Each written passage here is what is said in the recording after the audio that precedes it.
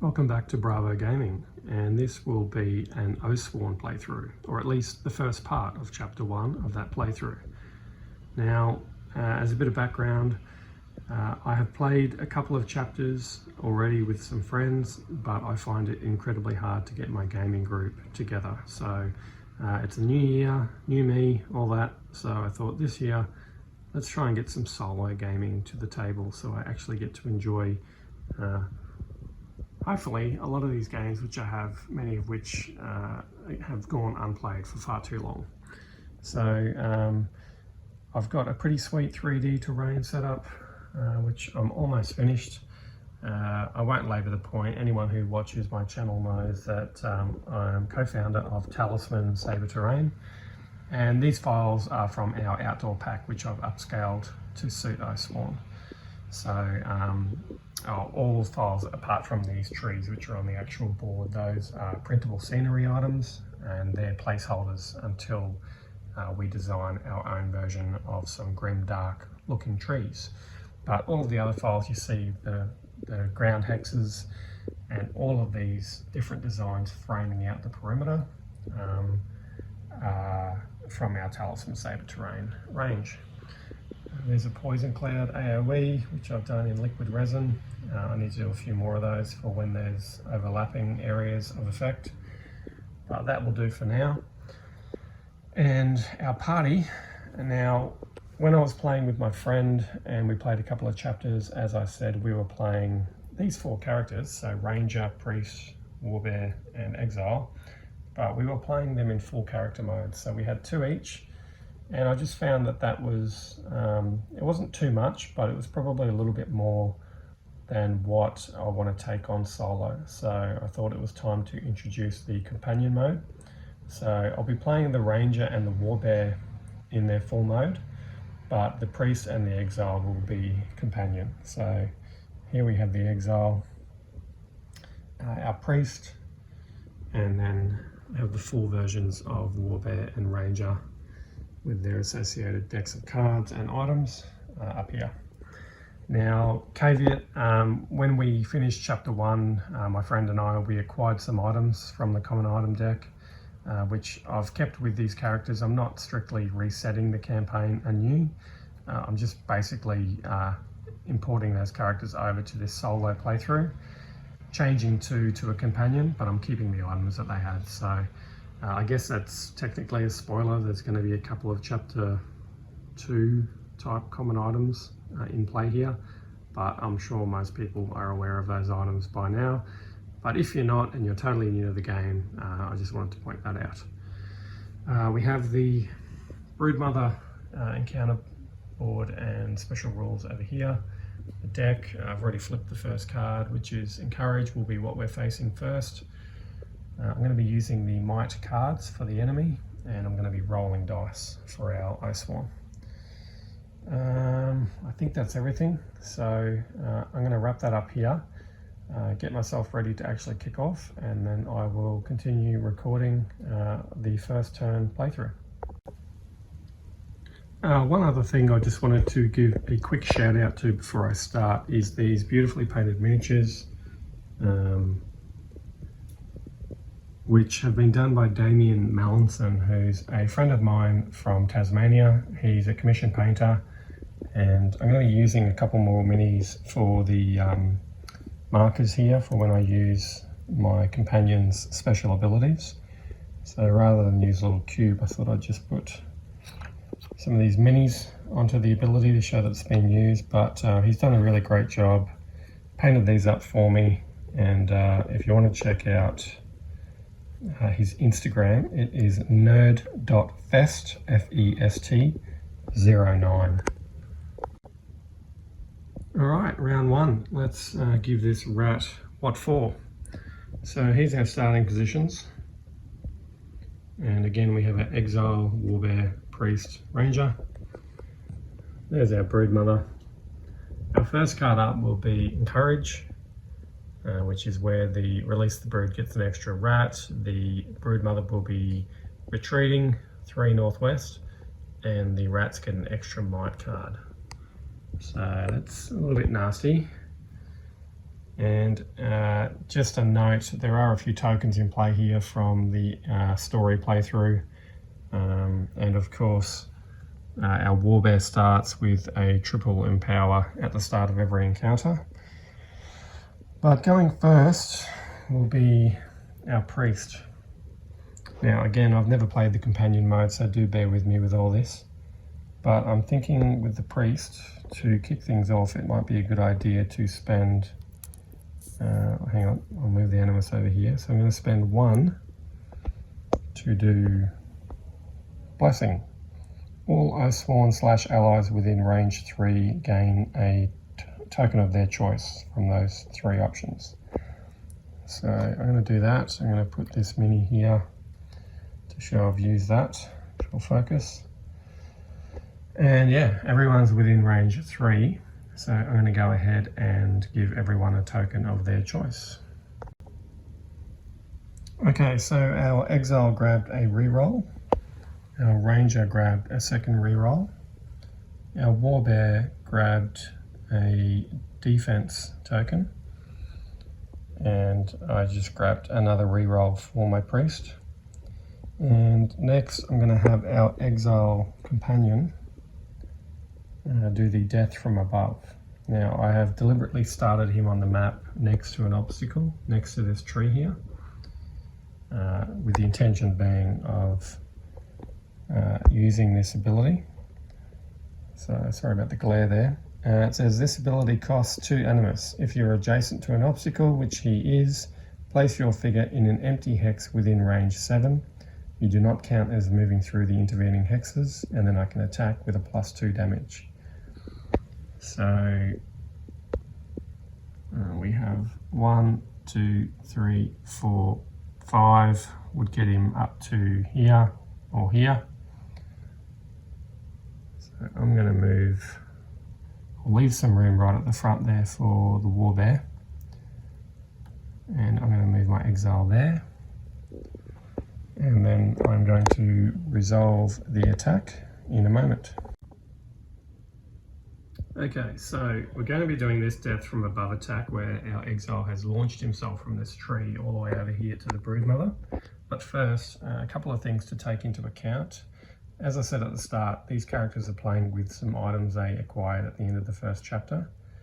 Now, our exile has this peasant flail, which says, before drawing damage for your first attack of the round, add a red might cube. So if we do end up hitting, I'll have to remember that I can add in a red dice for damage from that.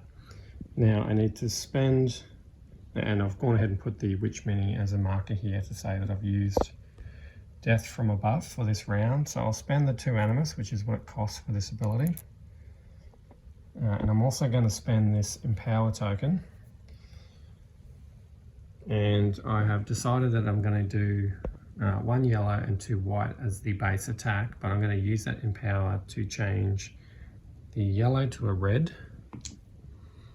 and the 2 white are both going to be upgraded once to a yellow. So I'll be rolling a red and 2 yellow, and I'm going to be attacking the front of the Broodmother. So all that's left now is to roll. So here we go. Okay, so that's pretty good. That's a 3 critical, that's a 3, and that's a 3. And I do believe that there's some things in play here for criticals. It says here on this hatchet, when you critical during an attack that hits, draw 2 additional cards rather than 1. So I get to roll 2 yellow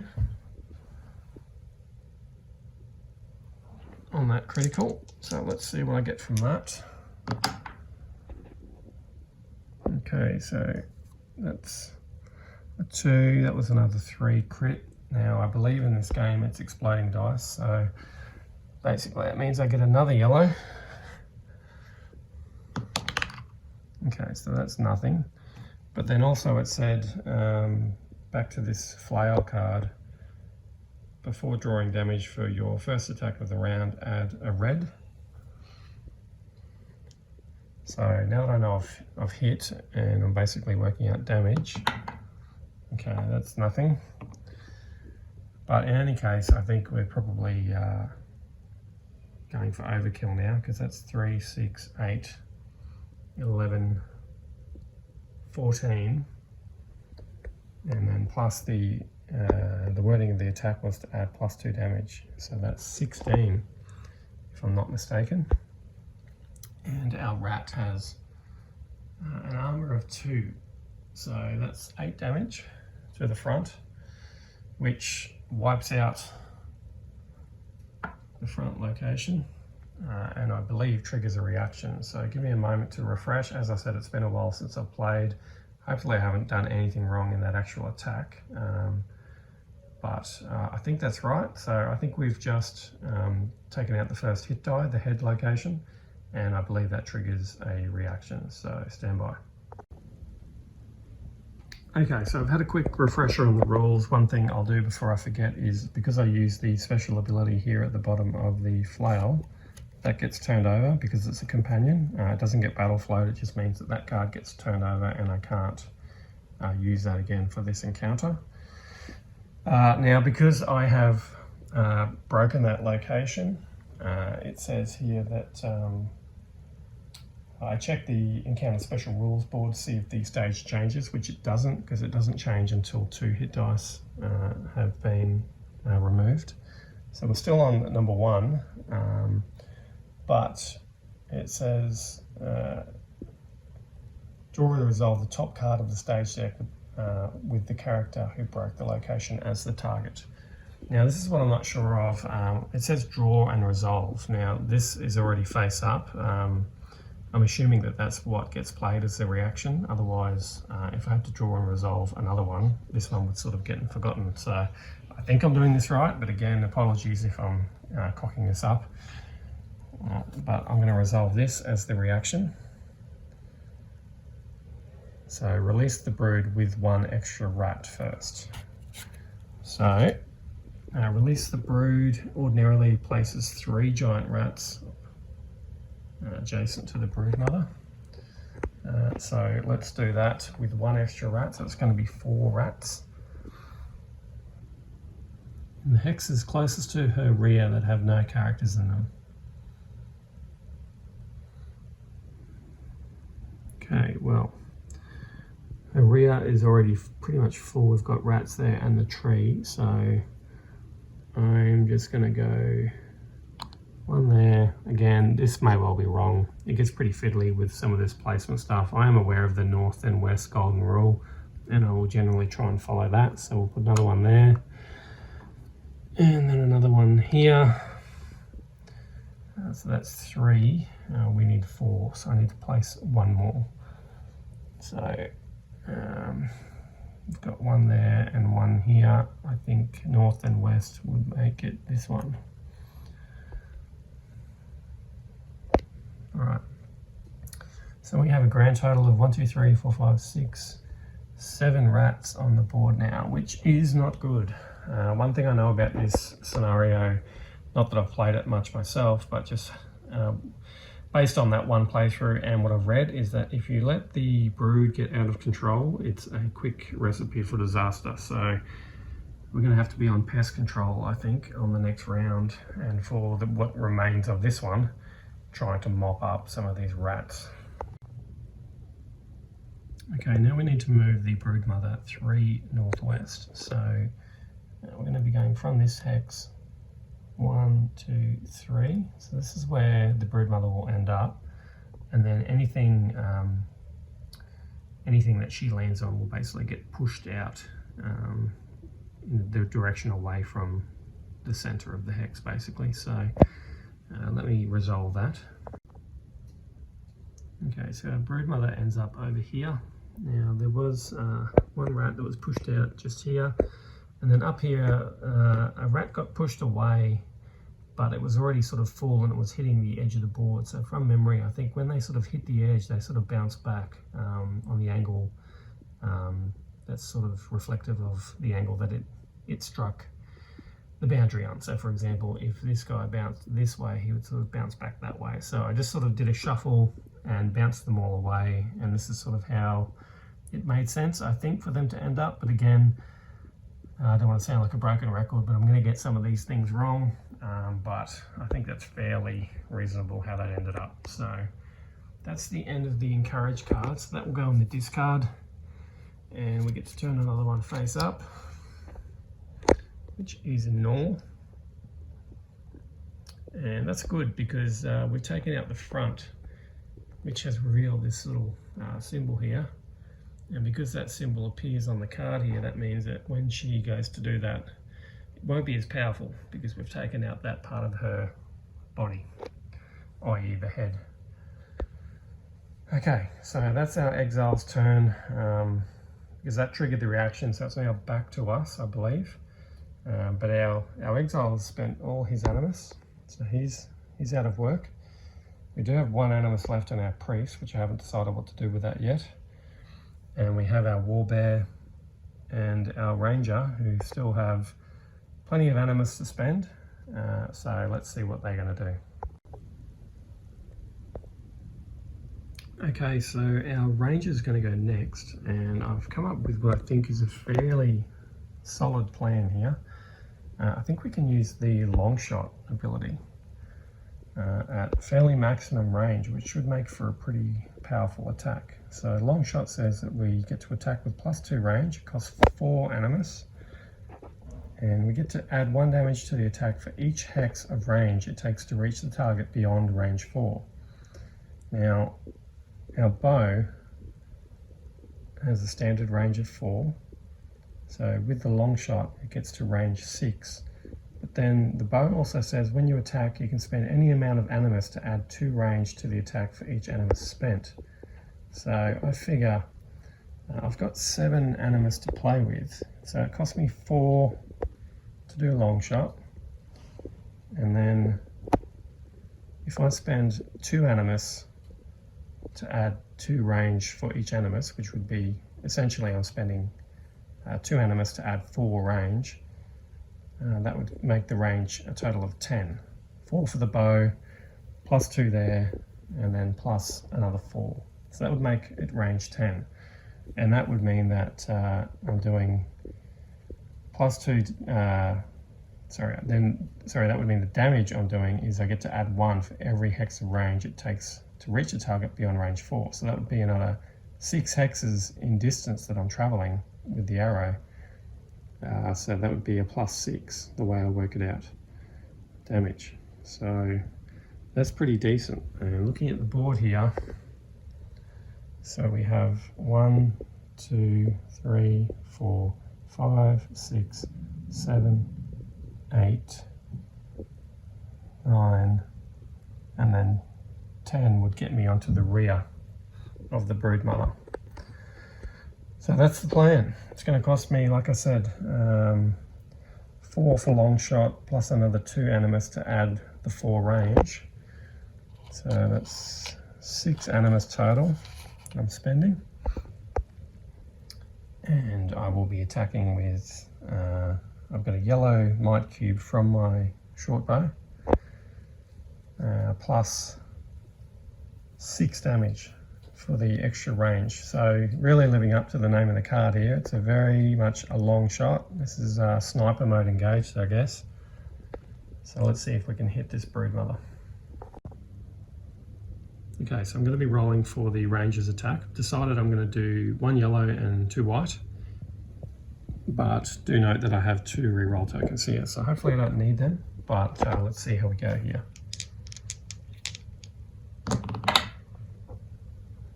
Okay, that's another good roll. So we've got 6 total damage. 1's a crit, so I'm going to roll that now. Okay, that's another crit. So exploding dice rule says I get to roll again. That's a nothing. So we have 8 total damage, and it's +6 from the long shot ability, the way it worked out, because it was 6 extra hexes of range to hit. So that's 8 plus 6 is 14. Again, we've one shot a hit location here for our broodmother. So this is going to trigger another broken location.